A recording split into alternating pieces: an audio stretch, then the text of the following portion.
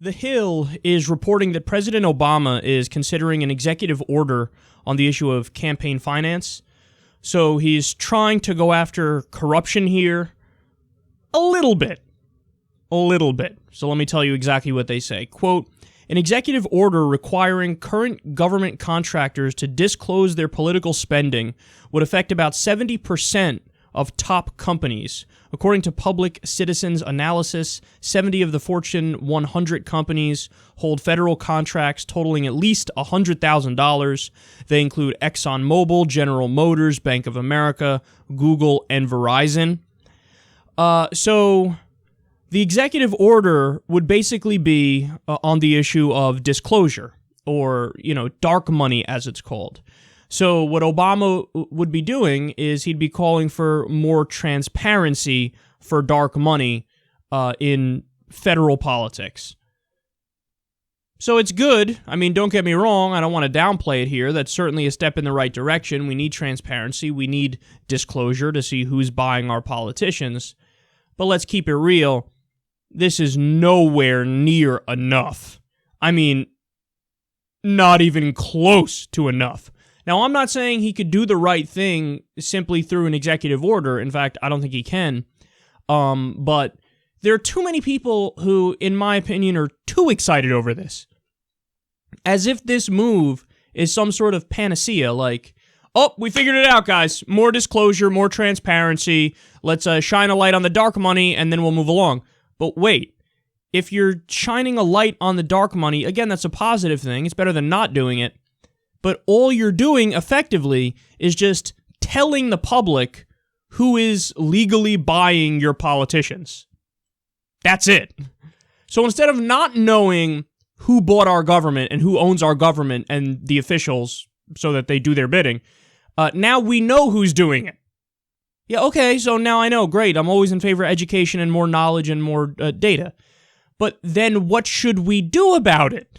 It's not like, oh, when you tell me ExxonMobil bought X, Y, and Z, oh, well, now that's great. I'm going to go have a sandwich and watch reruns of the Brady Bunch. No, I'm going to go, now, how do we stop them from actually doing that? How do we prevent them from actually buying the politicians in the first place?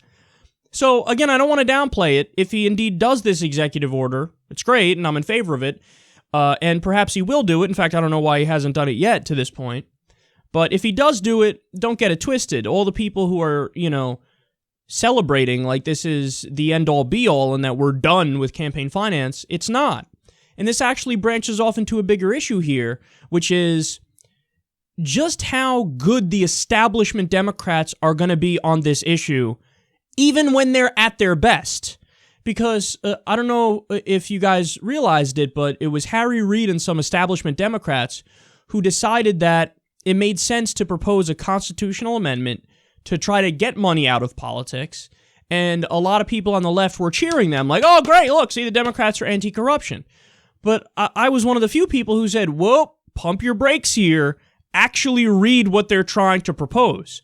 So they weren't going to go all the way. They weren't going to do like the Wolfpack Amendment, for example, which stops corporate personhood and mandates clean elections by law. They weren't going to do that. If you actually read their proposal, what they say is they want to roll back Citizens United and McCutcheon.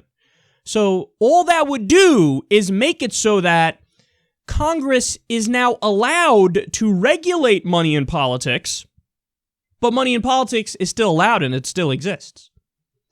So they just want to have the ability, if Congress so chooses, to act and regulate it. But they're not guaranteeing that they're indeed gonna act. In fact, they won't, because the Republicans are in control right now anyway. But even if they do act, I don't trust them to do good enough reform.